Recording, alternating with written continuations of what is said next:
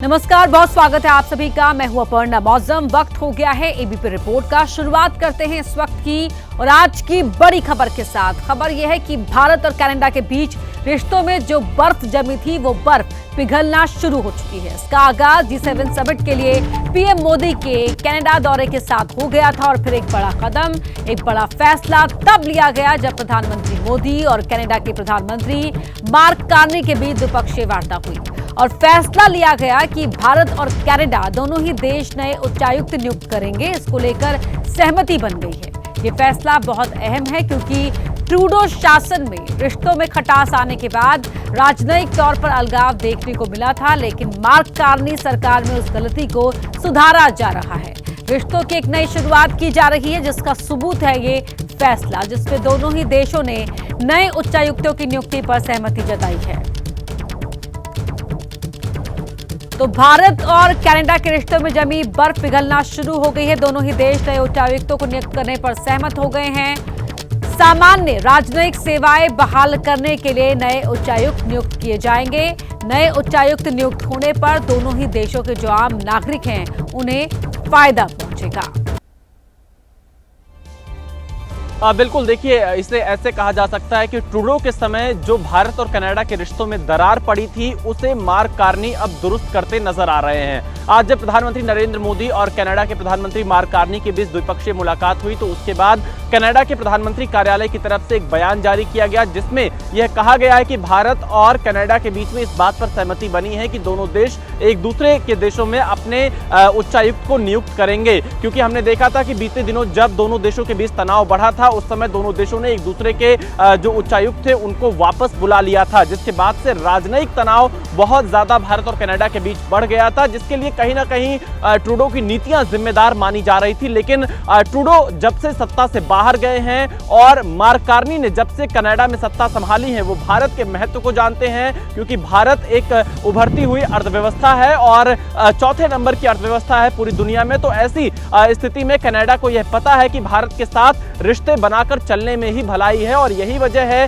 कि कनाडा के प्रधानमंत्री ने G7 के लिए भारत के प्रधानमंत्री को न्योता दिया। भारत ने भी इस न्योते को स्वीकार किया और यहां पर G7 शिखर सम्मेलन में प्रधानमंत्री नरेंद्र मोदी ने हिस्सा लिया है। लेकिन बड़ी बात यह है कि रिश्तों में जो दरार थी अब कहीं ना कहीं वो दरार खत्म होती नजर आ रही है।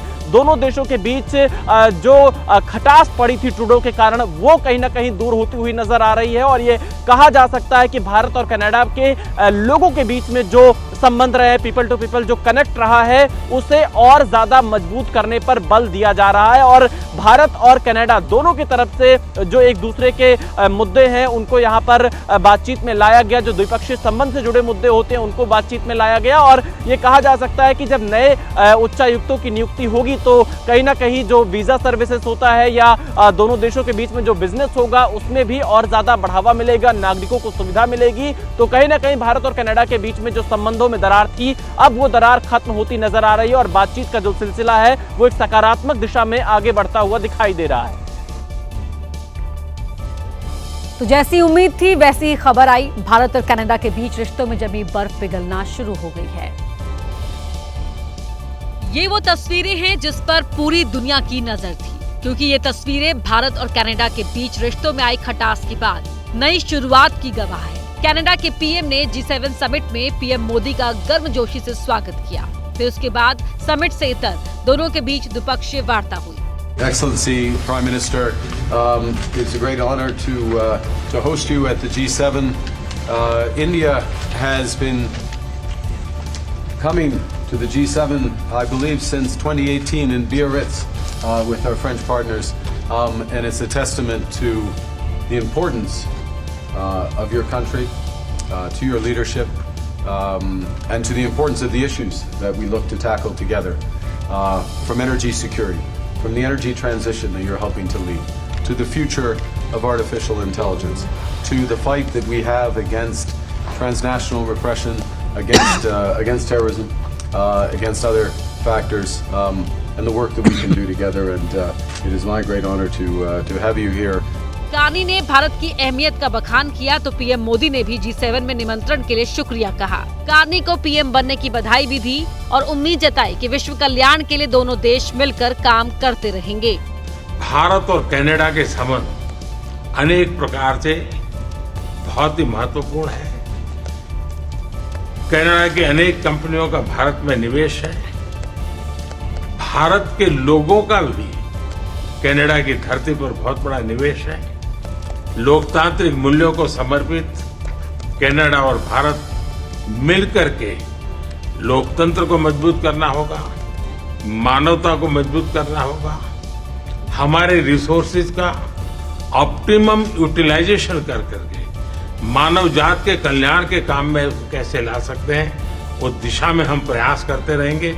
और मुझे विश्वास है कि प्रधानमंत्री जी के चुनाव के बाद मुझे पहली बार मिलने का मौका मिला है, तो इस चुनाव के भव्य विजय के लिए भी मैं उनको बधाई देता हूं और आने वाले कालखंड में उनके साथ भारत और कनाडा मिलकर के अनेक क्षेत्रों में प्रगति करेंगे।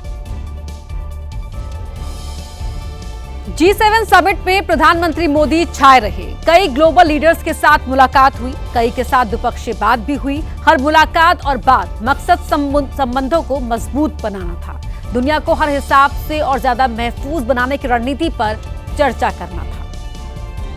प्रधानमंत्री नरेंद्र मोदी का कनाडा दौरा पूरा हुआ। कनाडा से अब वो क्रोएशिया के लिए रवाना हो चुके हैं, लेकिन प्रधानमंत्री मोदी का कनाडा दौरा कई मायनों में काफी महत्वपूर्ण रहा है, क्योंकि भारत के प्रधानमंत्री नरेंद्र मोदी ने G7 शिखर सम्मेलन में हिस्सा लिया। एनर्जी सिक्योरिटी के मुद्दे पर जो सत्र था उसको संबोधित भी किया और इसके साथ ही भारत के प्रधानमंत्री और कनाडा के प्रधानमंत्री मार्क कार्नी के बीच द्विपक्षीय मुलाकात हुई और इस द्विपक्षीय मुलाकात में जो अहम मुद्दे थे दोनों देशों के रिश्तों को लेकर, उन पर भी बातचीत हुई है।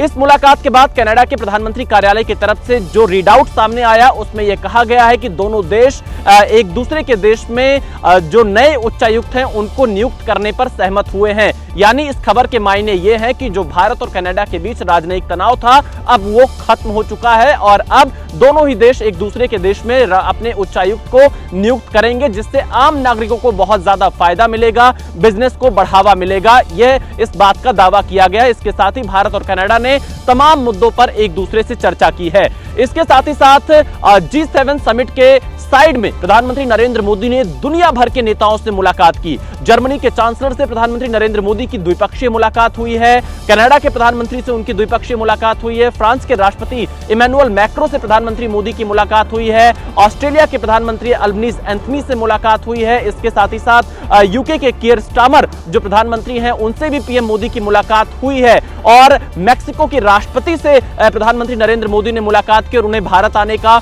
न्योता भी दिया। और इसके साथ ही साथ इटली की प्रधानमंत्री जॉर्जिया मेलोनी से भी उनकी मुलाकात हुई। तो कुल मिलाकर देखा जाए तो विश्व नेताओं से G7 शिखर सम्मेलन के साइडलाइन में प्रधानमंत्री मोदी की मुलाकात हुई है और भारत के हित की बात इन तमाम नेताओं से हुई है। इसके साथ ही साथ वैश्विक स्तर के जो मुद्दे हैं उन पर बातचीत हुई है और इन मुलाकातों के दौरान प्रधानमंत्री नरेंद्र मोदी से जो दुनिया भर के नेताओं ने मुलाकात की उसमें आतंकवाद की भी निंदा की गई है और भारत ने जो आतंकवाद के खिलाफ कदम उठाए हैं उनका भी दुनिया के कई देशों ने समर्थन किया है। कुल मिलाकर यह कहा जा सकता है कि वैश्विक मंच पर भारत ने अपनी आवाज को बहुत बुलंद तरीके से रखा है और प्रधानमंत्री नरेंद्र मोदी के इस कनाडा दौरे का मायने यह निकलता है कि आने वाले दिनों में भारत और कनाडा के बीच संबंधों में सुधार दिखाई पड़ सकता है, क्योंकि ट्रूडो की वजह से भारत और कनाडा के संबंध खराब हुए थे, लेकिन अब मार्क कार्नी उन जो कमियां थी उनको दूर करते हुए दिखाई दे रहे हैं और भारत और कनाडा के संबंधों को सुधार लाते हुए नजर आ रहे हैं। विशाल पांडे, एबीपी न्यूज, कनाडा। और बड़ी खबर आपको बता रहे हैं, ईरान के साथ इजराइल का जो युद्ध है वो बेहद खतरनाक मोड़ पर पहुंच गया है। पिछले कुछ घंटों में इजराइल ईरान युद्ध को लेकर तस्वीर बड़ी तेजी से बदली है। उसमें सबसे बड़ा डेवलपमेंट ये हुआ है कि ईरान के सुप्रीम लीडर खामेनेई ने बड़ा ऐलान कर दिया है। आधिकारिक तौर पर जंग का ऐलान खामेनेई ने कर दिया है। खामेनेई ने सोशल मीडिया पोस्ट में लिखा कि जंग शुरू हो गई है।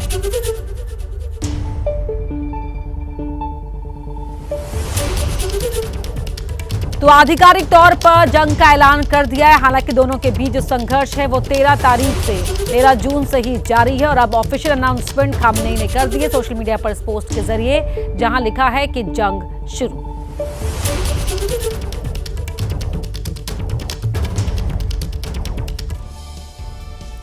तो ईरान इजराइल के बीच जारी जंग का छठा दिन है। ये सैन्य संघर्ष खतरनाक दिशा में आगे बढ़ रहा है। इजराइल के फाइटर जेट ने ईरान में भयंकर तबाही मचा रखी है। ईरान की राजधानी तेहरान से तबाही की भयंकर तस्वीरें सामने आ रही हैं। जो तस्वीरें सामने आ रही है वो बता रही कि किस तरह से यहां पर इजराइल ने हमला किया है। विस्फोट के बाद जगह जगह आग लगने की तस्वीरें भी देखने को मिल रही है। इजराइल ने मुंह तोड़ यहां पर पुरजोर हमला ईरान के ऊपर किया है और इजराइल ने ये पहले ही साफ कर दिया था कि वो ईरान को बिल्कुल भी छोड़ने वाला नहीं है, क्योंकि ईरान जिस मकसद से आगे बढ़ रहा है, परमाणु शक्ति की ओर आगे बढ़ रहा है, उसका परमाणु शक्ति संपन्न होना वो इजराइल के लिए, उसके वजूद के लिए खतरा साबित हो सकता है। तो ऐसे में दोनों ही देश एक दूसरे पर लगातार हमला कर रहे हैं। दोनों ही देशों के दावे अपने अपने हैं। ईरान कह रहा है कि वो इजराइल पर ज्यादा शक्तिशाली हमले कर रहा है, तो वहीं इजराइल भी लगातार ईरान पर एक के बाद एक हमले किए जा रहा है। तो वहीं ईरान ने अपने हमले में इजराइल के मोसाद हेडक्वार्टर को काफी नुकसान पहुंचाया है, तो वहीं इजराइल ने ईरान के एक टीवी न्यूज चैनल पर भी हमला बोल दिया।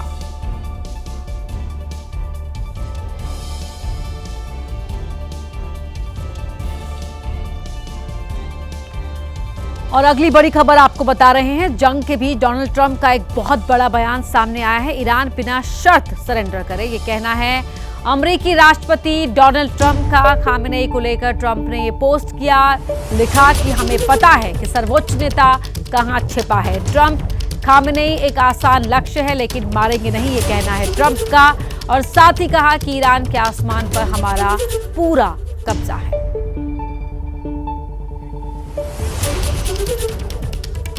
Look at it better than ceasefire.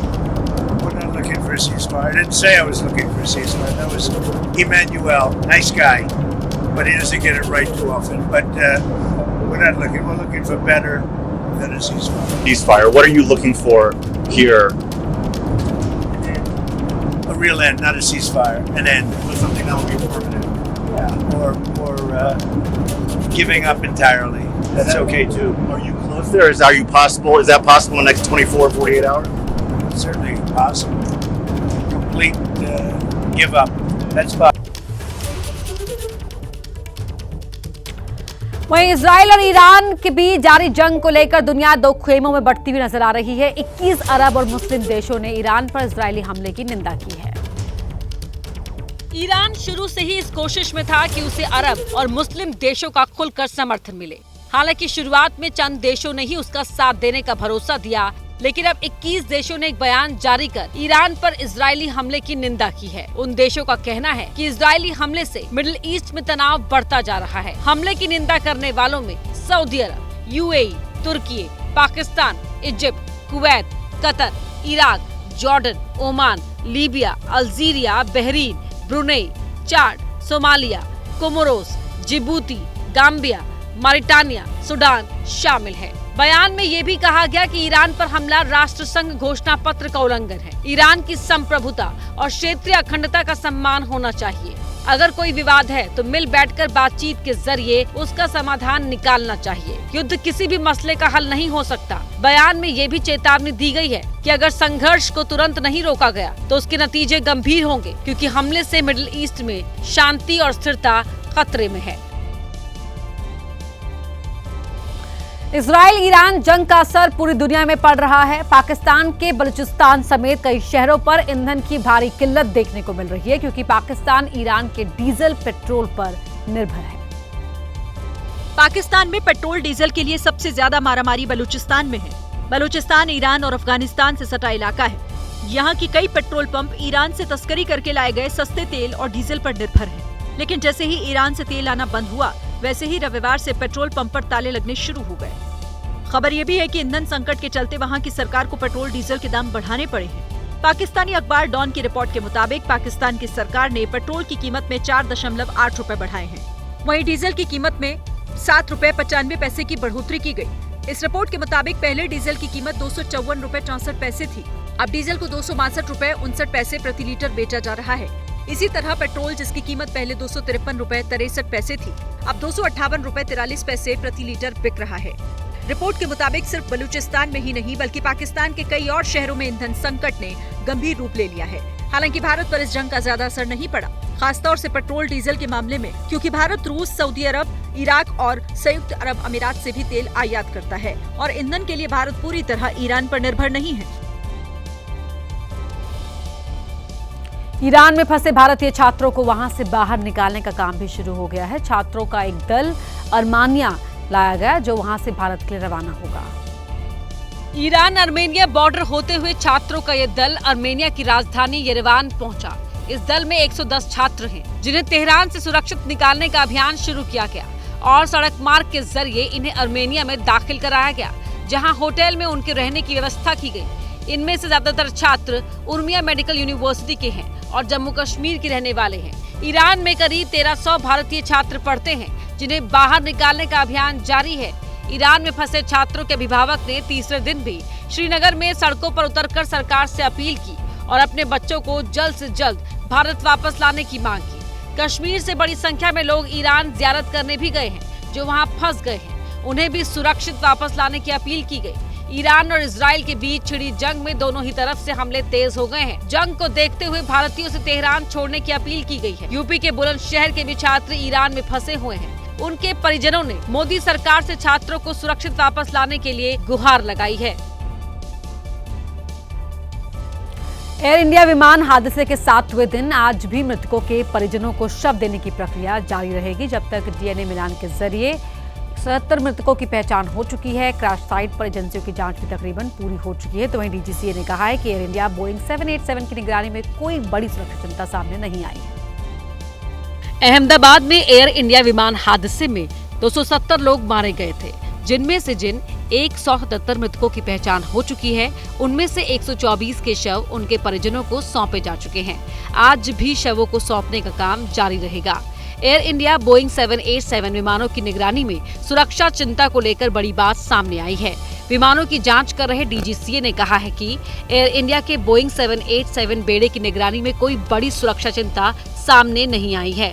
विमान और उससे संबंधित रखरखाव प्रणाली मौजूदा सुरक्षा मानकों के अनुरूप पाई गई। 13 जून को डीजीसीए ने एयर इंडिया के बोइंग 787 बेड़े की निगरानी बढ़ाने का आदेश दिया था, जिसमें 787-8 के 26 और 787-9 के 7 विमान शामिल थे। डीजीसीए ने एयर इंडिया को इंजीनियरिंग, परिचालन, रखरखाव इकाइयों में आंतरिक समन्वय को मजबूत करने, बढ़ती सुरक्षा चिंताओं और बोइंग 787 ड्रीम लाइनर विमानों से संचालित होने वाली कम से कम 66 उड़ानों को रद्द कर दिया गया था। आज से एयर इंडिया के 787 विमानों की सेवा आज से बहाल हो जाएगी। अहमदाबाद लंदन की फ्लाइट अब AI-171 की जगह पर AI-159 के नाम से अहमदाबाद से उड़ान भरेगी। अहमदाबाद में एयर इंडिया के प्लेन क्रैश के बाद का नया वीडियो सामने आया है। ये वीडियो क्रैश साइट का है, जहां आसपास के हॉस्टल में रहने वाले छात्र जान बचाने के लिए बिल्डिंग से कूदते नजर आ रहे हैं। वीडियो में नजर आया कि बिल्डिंग की 3री और 5वीं मंजिल की बालकनी में कुछ छात्र खड़े थे। जब इन छात्रों को बाहर निकलने का कोई दूसरा रास्ता नहीं मिला तो ये बालकनी से ही नीचे उतरने लगे। वीडियो में ये भी दिखा कि इन छात्रों ने बेडशीट को नीचे लटकाया हुआ था ताकि उसके सहारे नीचे उतर सके। हॉस्टल में छात्राएं भी फंसी हुई थीं, जो जान जोखिम में डालकर बालकनी से कूदने की कोशिश करती हुई नजर आई। वीडियो में देखा जा सकता है कि जिस जगह अफरा तफरी मची है, उसके ठीक बगल में भीषण आग लगी हुई है। दरअसल ये वही इलाका है जहां 12 जून को एयर इंडिया का विमान मेडिकल कॉलेज की इमारत से टकराकर क्रैश हुआ था। हॉस्टल से टकराने के चलते मेडिकल कॉलेज के भी कई छात्रों की इस हादसे में मौत हो गई थी। इंदौर के राजा रघुवंशी मर्डर केस में शिलांग पुलिस ने जांच का दायरा बढ़ा दिया है। देर रात पुलिस मुख्य आरोपी सोनम को लेकर इंदौर पहुंची। पुलिस ने राजा के घर वालों से कई अहम जानकारी भी हासिल की। शिलांग पुलिस की टीम सबसे पहले राजा रघुवंशी के घर पहुंची और घर वालों से सोनम के बारे में जानकारी इकट्ठा की। शादी के बाद 4 दिन तक सोनम इसी घर में रही थी। उसका ससुराल वालों के साथ कैसा व्यवहार था, इसके बारे में जानने की कोशिश की। राजा के घर वालों ने भी शिलांग पुलिस को पूरी जानकारी मुहैया कराई। हमसे पूछा था तो शादी के बाद जो 4 दिन रही है तो आप लोगों का कैसा रहा, कैसा नहीं रहा है। तो मैं तो बोला फिर सीरियस बोल रहा हूँ, गेट का मैंने लगा था, वो शकल देखने पास तक कभी आया। शिलांग पुलिस ने इंदौर के उस फ्लैट की भी तलाशी ली जिसमें वो मर्डर के बाद इंदौर आने पर रही थी। इंदौर के देवास नाके में उस फ्लैट की गहन जांच की गई। शिलांग पुलिस के साथ इंदौर पुलिस की एक टीम भी मौजूद थी। पुलिस राजा रघुवंशी के भाई सचिन को लेकर उस फ्लैट पर पहुंची थी। पुलिस ने राजा के भाई सचिन को फ्लैट के बाहर ही खड़ा रखा और पुलिस टीम ने अंदर जाकर फ्लैट की तलाशी ली। सर्च टीम ने फ्लैट के मालिक को भी बुलाया था, उससे भी जानकारी हासिल की।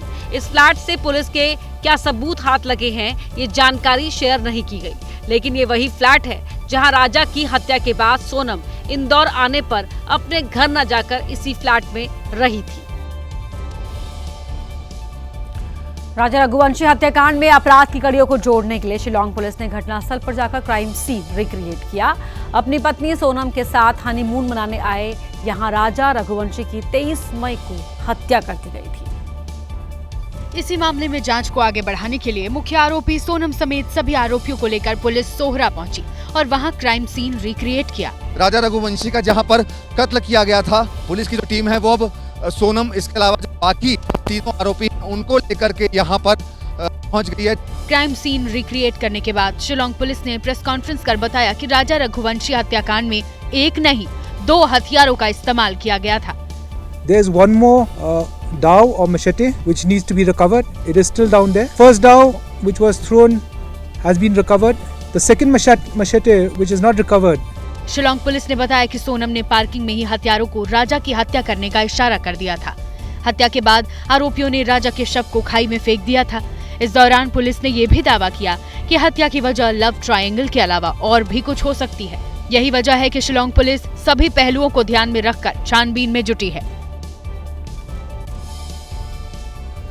राजा रघुवंशी हत्याकांड की जांच के लिए बनी एसआईटी को अब तक इस मामले में काफी सबूत मिले हैं। इस बीच राजा और सोनम रघुवंशी से जुड़े कुछ वीडियोस भी सामने आए हैं। दावा किया गया कि ये वीडियो सोनम और राजा के रिसेप्शन का है, जहां संगीत कार्यक्रम का आयोजन किया गया था। इस दौरान स्टेज पर राजा और सोनम एक साथ नजर आए। तभी मंच पर मौजूद एक शख्स ने दोनों से कई वचन लिए। मैं राजा यह वचन देता हूँ शादी के बाद रोज सुबह सबसे पहले मैं उठूंगा। सुबह पहले उठकर चाय पिलाने की बात हो या फिर शॉपिंग पर ले जाने की, राजा ने सब कुछ करने का वचन दिया। मैं राजा यह वचन देता हूँ शादी के बाद अपनी वाइफ हर महीने शॉपिंग पे लेके जाऊंगा। इतना ही नहीं, राजा ने सोनम को वर्ल्ड टूर पर भी ले जाने का भरोसा दिया। मैं राजा यह वचन देता हूँ शादी के बाद मैं अपनी वाइफ को साल में एक बार वर्ल्ड टूर पे लेके जाऊंगा। यानी राजा रघुवंशी ने सभी बातें मानते हुए मंच पर मौजूद शख्स के साथ हर वचन को दोहराया। G7 समिट में पीएम मोदी ने आतंकवाद को लेकर कड़ा बयान दिया है और आतंकवाद को पूरी मानवता का दुश्मन बताया है। पहलगाम आतंकी हमला पूरी मानवता पर हमला था। आतंकवाद पर दोहरे मापदंड के लिए कोई जगह नहीं होनी चाहिए। पीएम ने कहा है आतंकवाद का समर्थन करने वाले देशों को पुरस्कृत किया जाता है। वैश्विक शांति के लिए हमारे विचार और नीतियां स्पष्ट होनी चाहिए। ये भी बात प्रधानमंत्री मोदी ने कही है। ग्लोबल साउथ की चिंताएं विश्व मंच पर लाना भारत की जिम्मेदारी है। बड़ी खबर आपको बता रहे हैं, G7 समिट के दौरान पीएम मोदी ने ये आतंकवाद को लेकर कड़ा बयान दिया है। आशीष कुमार सिंह हमारे वरिष्ठ सहयोगी हमारे साथ जुड़ रहे हैं इसी खबर पर। आशीष, सख्त लहजे में प्रधानमंत्री मोदी ने ये जाहिर कर दिया है कि वो किस तरह से आतंकवाद पर भारत सोचता है और जो देश आतंकवाद को समर्थन देते हैं या वो अपने स्पॉन्सर करते हैं आतंकवाद को, उनके खिलाफ भारत की सोच क्या है? जी हाँ, बिल्कुल साफ संदेश है, क्लियर मैसेज दिया है प्रधानमंत्री नरेंद्र मोदी ने G7 के फोरम से। पहलगाम हमले के बाद जिस तरह से हमने देखा कि तमाम देशों की राय बटी हुई थी और ये सवाल भी उठ रहे थे कि भारत के पक्ष में कितने देश खुल करके खड़े हुए या कितने नहीं खड़े हुए।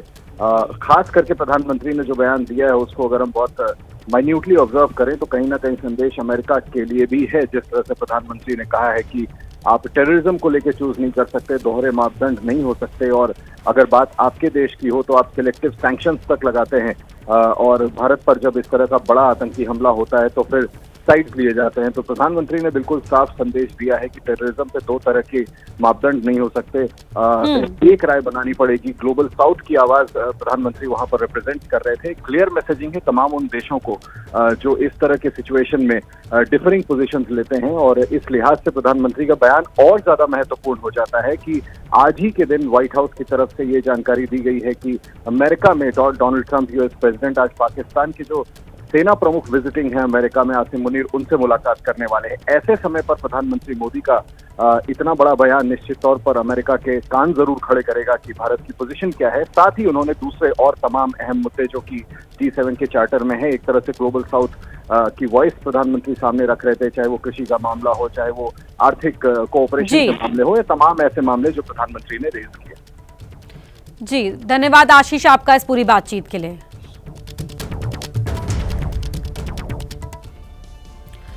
वहीं हरियाणवी मॉडल शीतल चौधरी की लाश नहर में मिली थी। इस मामले में पुलिस ने शीतल के प्रेमी सुनील को गिरफ्तार किया था और अब ये बात भी साफ हो गई है कि सुनील ने ही शीतल की हत्या की थी। पानीपत पुलिस ने शीतल के बॉयफ्रेंड को कोर्ट में पेश किया, जहां से उसे 2 दिन की रिमांड पर भेजा गया।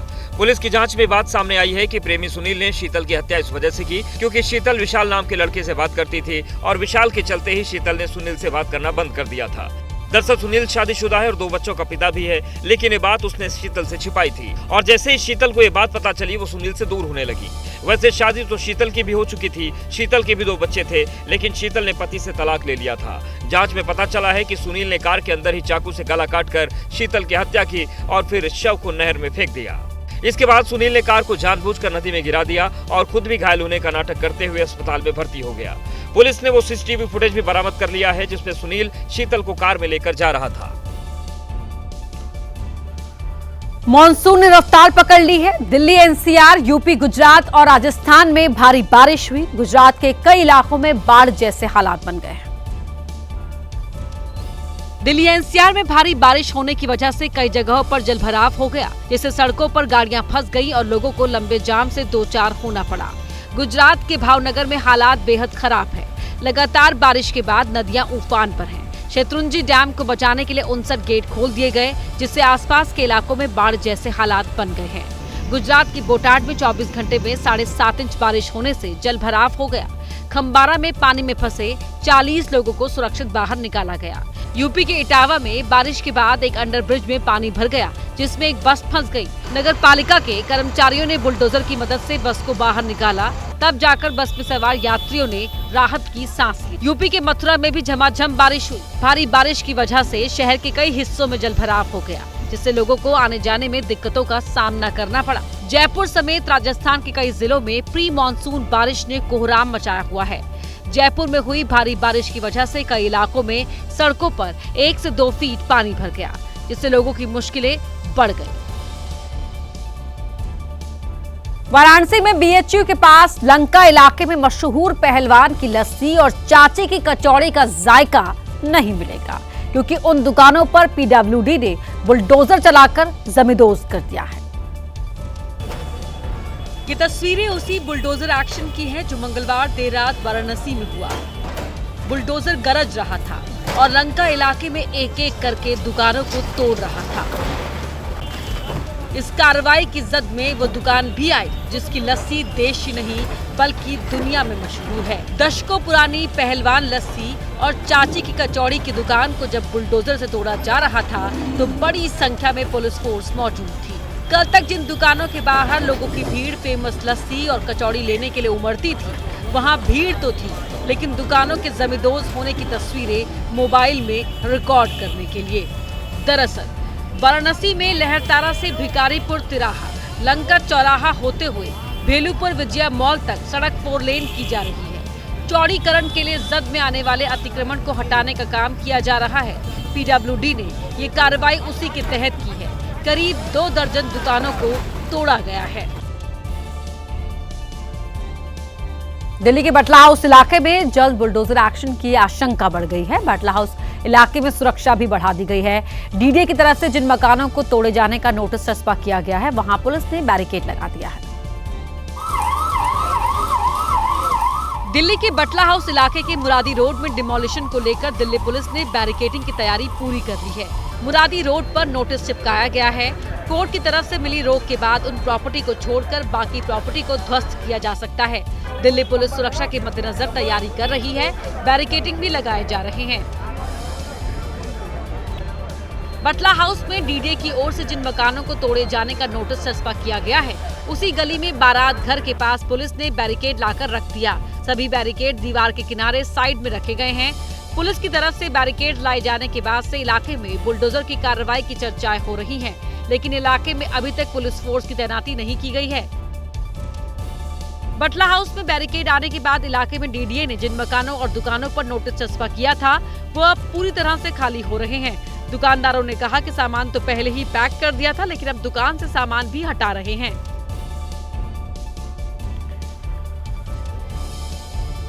बिहार में विधानसभा चुनाव से पहले सियासी हलचल तेज होती जा रही है। आम आदमी पार्टी ने ऐलान किया है कि वो विधानसभा की सभी सीट पर चुनाव लड़ेगी।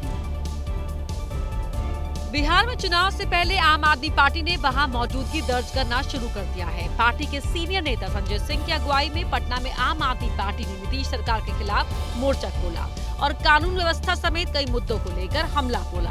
सुशासन की दावेदारी की पोल हर दिन खुल रही है और आप ही लोग मीडिया के लोग तस्वीर सामने दिखा रहे हैं। संजय सिंह ने ये भी ऐलान किया कि आम आदमी पार्टी बिहार में मजबूती से विधानसभा चुनाव लड़ेगी और पार्टी सभी 243 सीट पर उम्मीदवार उतारेगी और इस पर आखिरी फैसला पार्टी के बिहार और केंद्रीय नेताओं की बैठक में होगा। विधानसभा का चुनाव आम आदमी पार्टी मजबूती से लड़ेगी। कितनी सीटों की तैयारी वो सब यहाँ के साथी मिलके और केंद्रीय नेतृत्व। संजय सिंह ने बीजेपी पर भी हमला बोला और दिल्ली में जारी बुलडोजर एक्शन को बिहार से जोड़ते हुए बीजेपी पर निशाना साधा।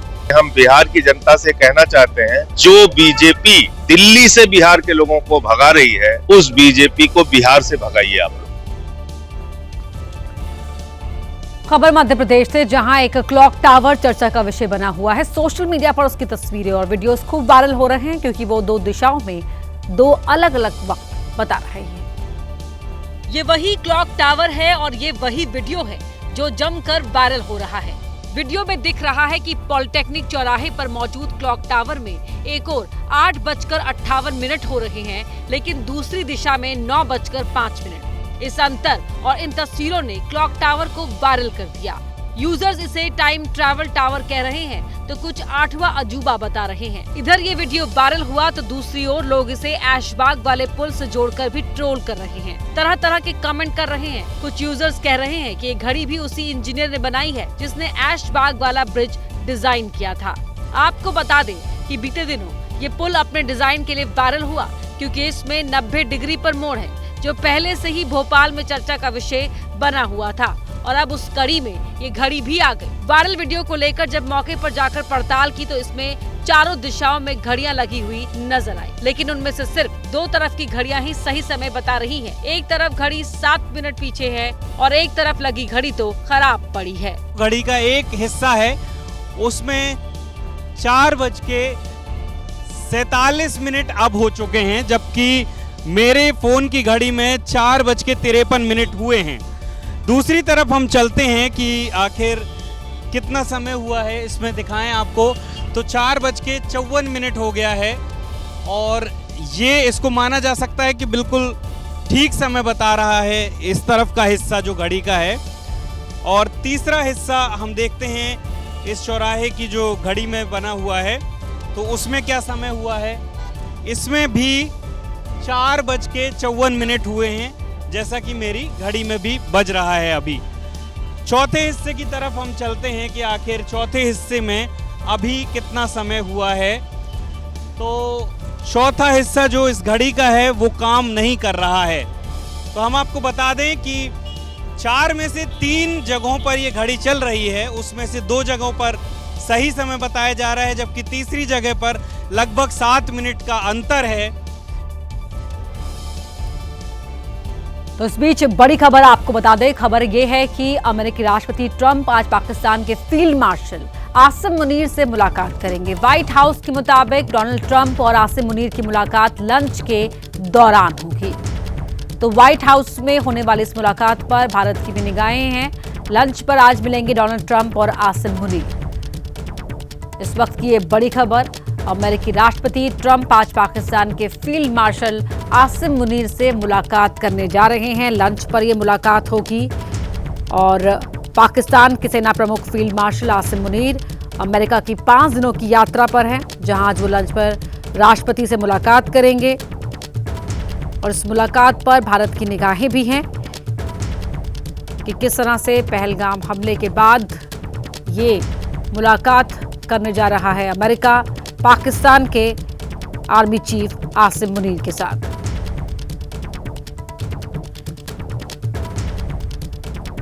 तो बड़ी खबर, यूएस आर्मी की 285 वर्षगांठ के जश्न में शामिल होने के लिए आसिम मुनीर पहुंचे हुए हैं अमेरिका और आज जो मुलाकात करने जा रहे हैं अमेरिकी राष्ट्रपति डोनाल्ड ट्रंप के साथ। तो अमेरिका का एक तरफ इजराइल को समर्थन देना और दूसरी तरफ पाकिस्तान के आर्मी चीफ को यूएस आर्मी की वर्षगांठ के मौके पर अमेरिका इनवाइट करता है, इसको लेकर भी ये बेहद महत्वपूर्ण हलचल। हालांकि G7 समिट के दौरान प्रधानमंत्री मोदी ने सख्त लहजे में जो भारत का रुख भी साफ कर दिया है किस तरह से भारत आतंकवाद को लेकर सोचता है।